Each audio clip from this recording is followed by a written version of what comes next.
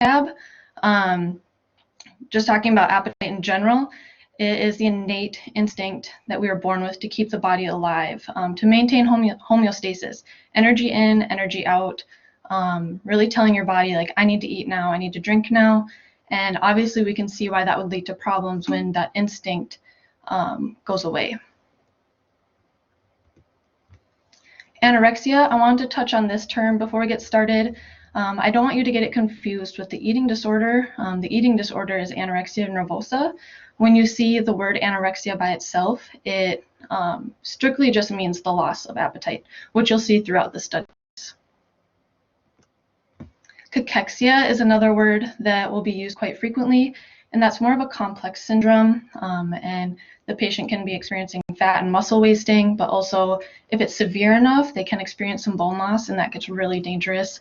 Cachexia is really hard to reverse. It has lasting effects, and you need a lot of medications, a lot of therapy, a lot of nutrition to really bring that patient back from that syndrome. So now we'll get more into appetite. So this is a short list compared to what it could be. These are all the things that can decrease appetite in a patient or just a person in general. I wanted to highlight a couple of these. These factors have a domino effect and pull a bunch of these other factors in with them. You get a diagnosed with a chronic disease, you may experience dysphagia or nausea or vomiting. You're going to go onto a bunch of medications, you're going to be stressed, you might experience some depression that you didn't have before, you might be in a lot of pain.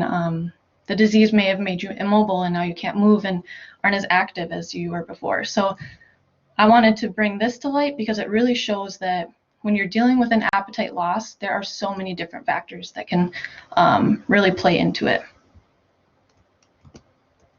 And why does that matter? Nutrition is so important.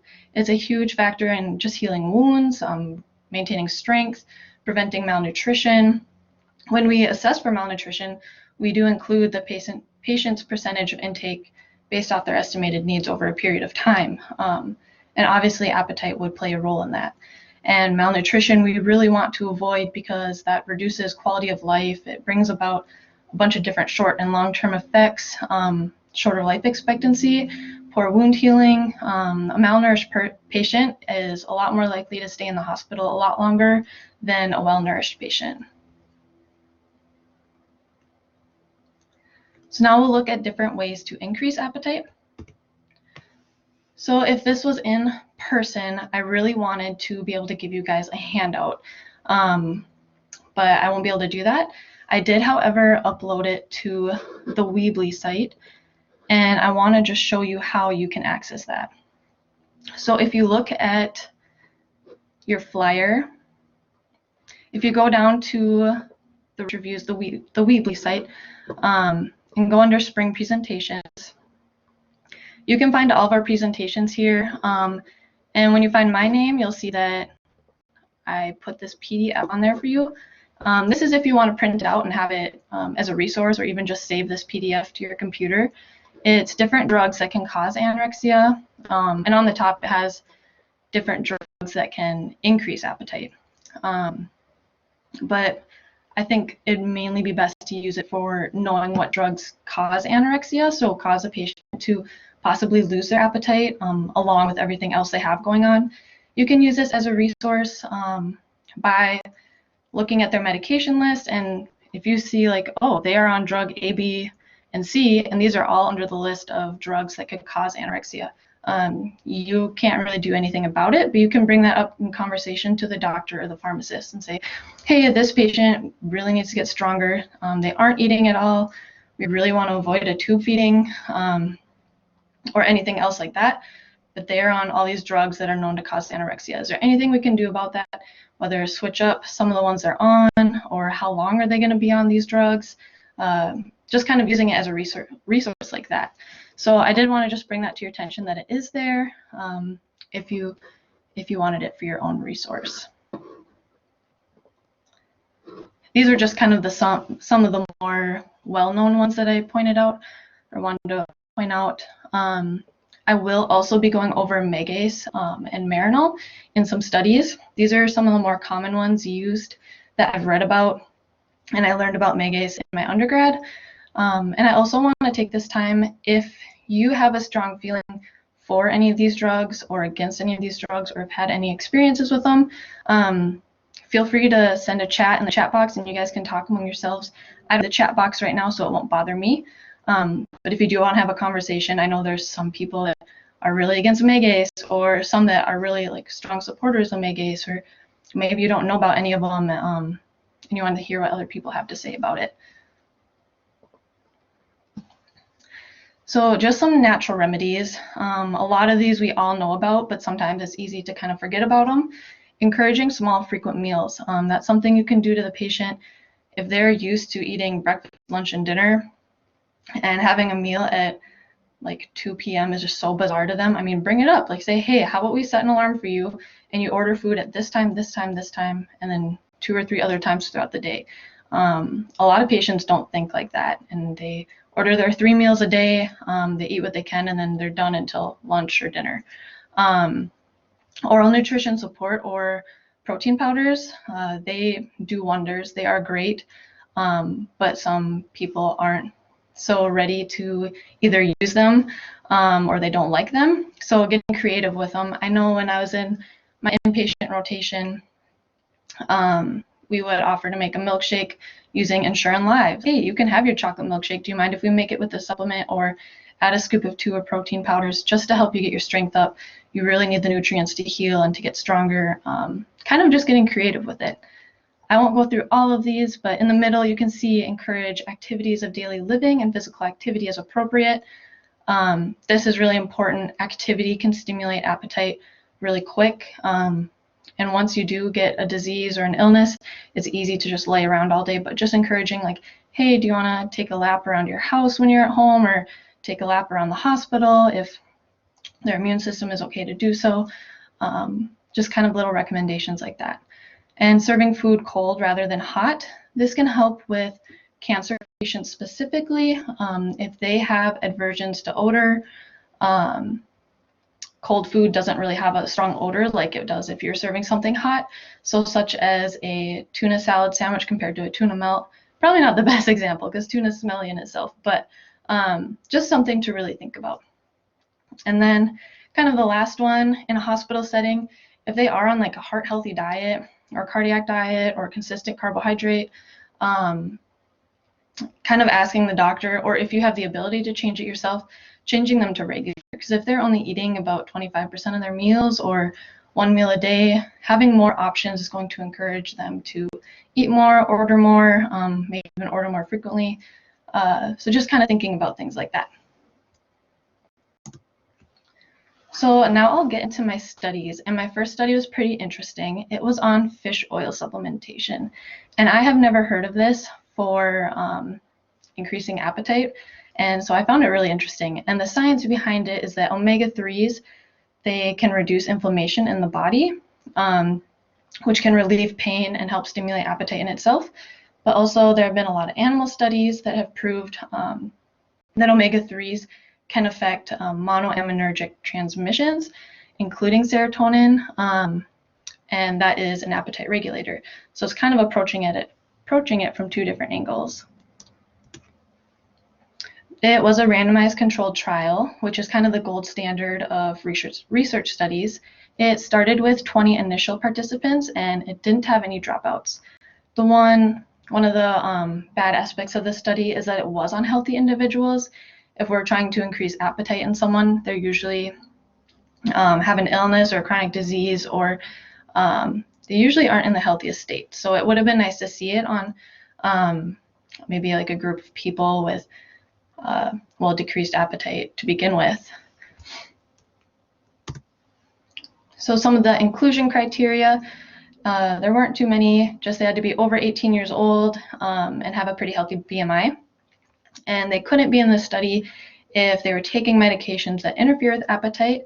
Anyone who's currently taking fish oil as just a regular supplement, a lot of people take fish oil just for the benefits of omega-3s, not to specifically target their appetite. and then anyone who is pregnant or has a serious illness. So how this study was conducted, they were randomly put into two groups. They either took the fish oil pill for 3 weeks or the soybean oil pill for 3 weeks. The soybean oil pill was a placebo. After the 3 weeks of taking that pill every day, they were required to go on, I think it was a 12-hour fast, and they all showed up to this site to have a standardized breakfast. It was bread, butter, cheese, jam, and then some fruit juices. They had to finish the whole meal. A visual analog scale, which is the test they use to assess their appetite and assess their hunger after that meal, before and after the meal. They then had a 1-week washout period and switched pills. So the people starting with the fish oil pill then switched to the placebo and did the same visual analog scale before and after that standardized breakfast. So after performing the VAS test, which is the visual analog scales, they did see some pretty great results. So this is kind of busy. If you want to look at that right-hand side under the p-value section, for research, just as a review, a p-value of 0.05 or less signifies significant evidence. Like there was a significant difference where it showed that this caused a difference. And so we can see that the participants that had the fish oil pills that felt filled up after eating was significantly less than the placebo group. The participants in the fish oil group that had the desire to eat more after eating was significantly higher than the placebo group. So there was a pretty big difference. And that just shows like maybe the fish oil could stimulate someone to eat larger meals at a time or grab a snack after their meal, maybe an hour later. I just thought the results were pretty cool because I've never heard of fish oil for this purpose. So with more studies with a bigger group of people, maybe trying it out on like cancer patients that have a poor appetite or just people with a reported decrease in appetite in general would be really helpful. So I gave this study a neutral rating. The study was short and there was a pretty big source of bias. The organization that funded this study was the same organization that created the fish oil pills, which is kind of it's a very big conflict of interest. That doesn't give them the right to skew results or misreport anything, but it is always like important to be aware of bias in studies. Omega-3s are obviously better obtained naturally in the diet, such as eating fatty fish, but if your patient isn't eating it all in the first place, a supplement may be beneficial for more reasons than just stimulating appetite. There were pretty great results, and I think fish oil pills would be a great, more natural form of an appetite stimulation drug. A lot of people take fish oil just for the health benefits in general. So if more studies were done to prove real results, I think it could be something really great that we could utilize. And the study was also really nice because it did show basically no side effects. So now we're going to look at cannabinoids.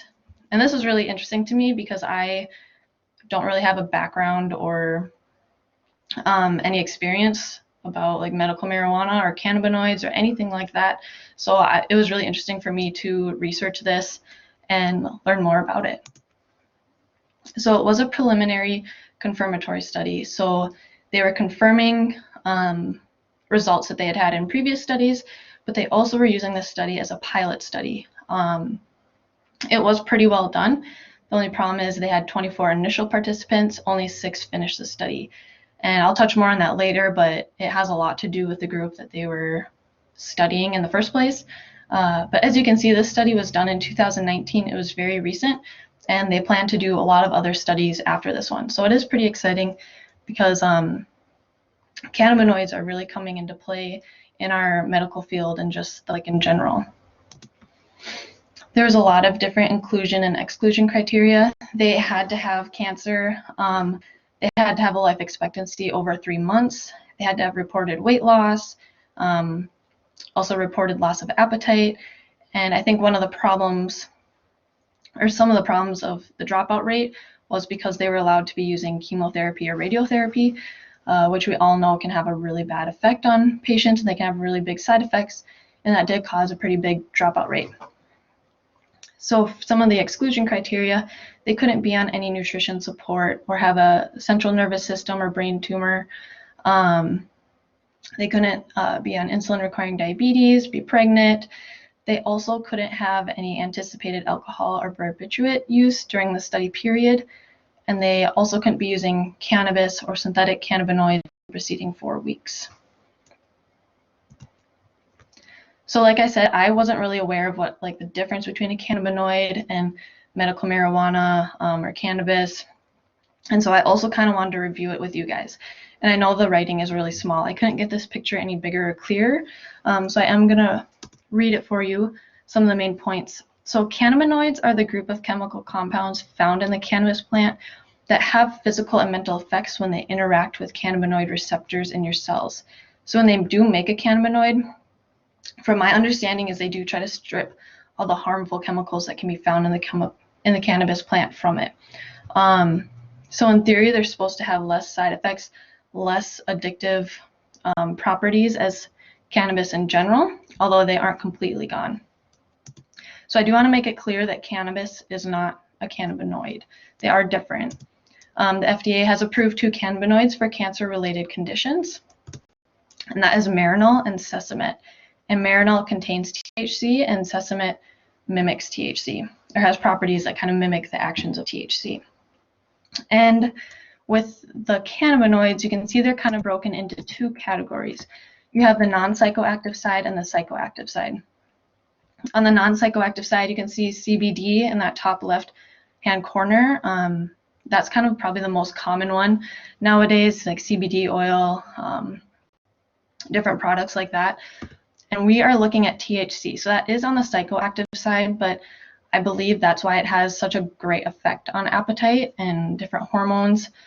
Under the THC, you can see, if you remember that list with all the factors that can decrease appetite, THC kind of helps with a majority of them. So THC can reduce nausea, it's a pain reliever, it can increase appetite, it relieves spasms, it's an antioxidant, and also a muscle relaxant. So it's kind of approaching appetite from a number of different realms, which can prove to be very effective. I do just want to give a little blurb about medical marijuana. It is not legal in Wisconsin. So if you do have a patient that's asking about it for the purpose of pain relief or appetite stimulation, because there are a lot of things in the media that patients probably see, it's a smart idea to steer them away from medical marijuana because it's not legal here. And if that is something they're very passionate about, recommend a cannabinoid instead. So the patients were treated for 2 weeks with 10 milligram capsules, and they did either increase it or decrease it after those 2 weeks if the patient was tolerating it or having really bad side effects.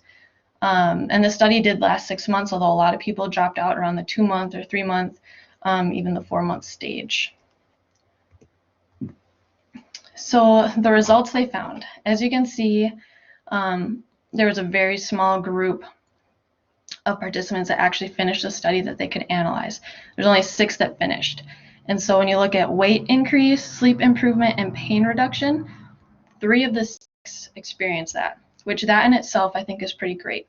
Appetite improvement was even better. 83.5% of the subjects stated that they did have an improvement in appetite and an increased intake of food. And that puts it at a p-value of 0.05, deeming it significant. If more participants would have finished the study, I think they could have experienced even better results. It would have been really cool.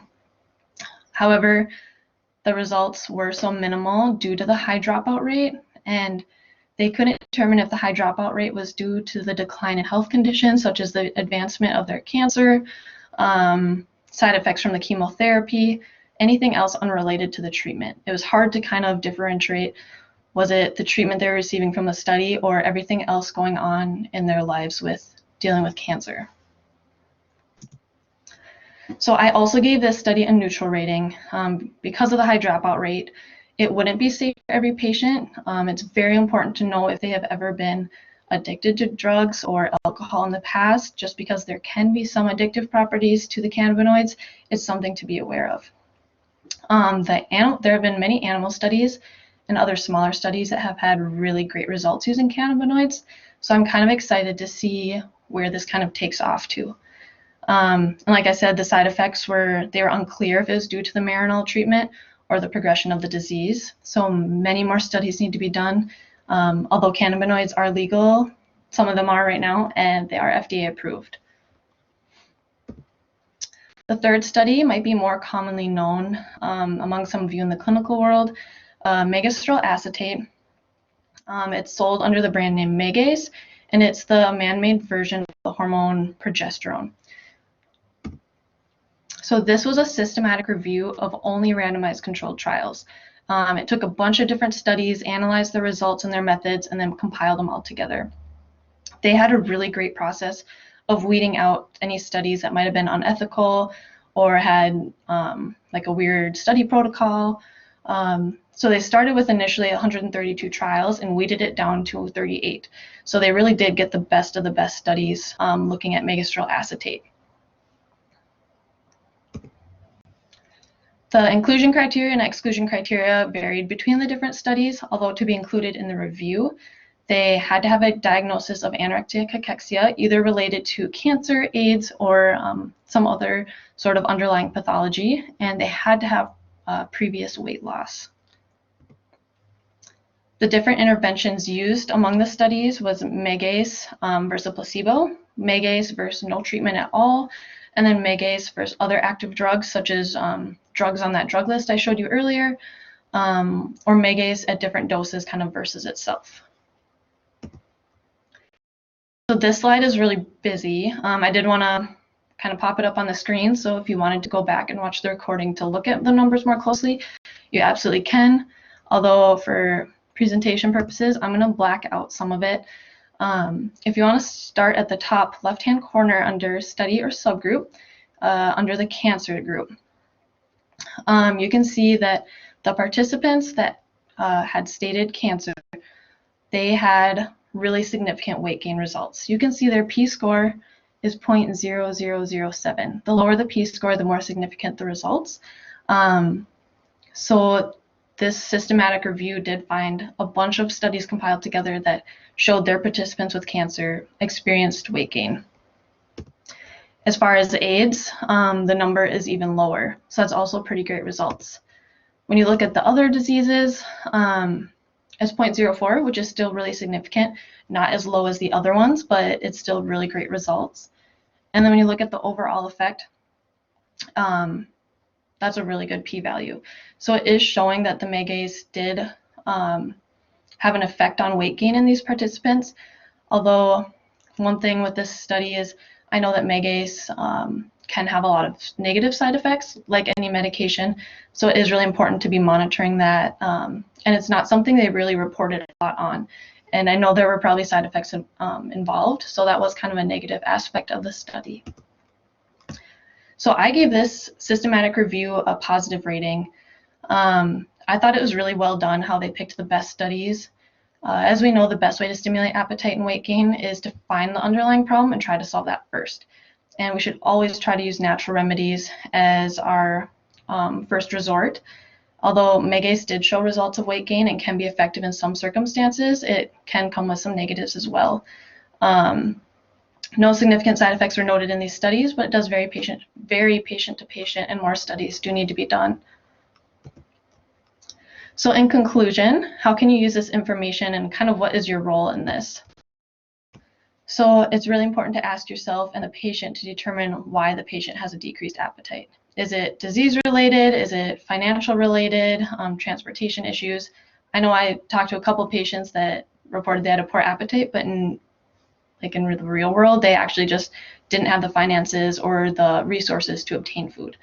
So it's kind of important to differentiate that and then find out what are the different factors that are playing against this patient's appetite. Using the drug list and collaborating with that interdisciplinary team, it's really important to get your eyes on the patient. You're going to find out a lot more from talking to the patient rather than just reading their chart note. Co-constructing goals and compromising is really important. Also, doing your own research and advocating for your patient if you feel they benefit from an alternative therapy. If you need to print off studies and support your arguments with evidence-based practice, that's a really good way to go about it. And bringing those articles to either the doctor or the pharmacist and say, hey, I think this patient would benefit from this. This is why. These are the references used. And thank you very much for listening today. And so now I can take questions. I think I went a little bit over time, but I think we have a little bit of time left for questions. I'll be back to the main screen. Yes, thank you, Sierra, for sharing that information. And like she said, if anyone has a question, feel free to type it in the chat box.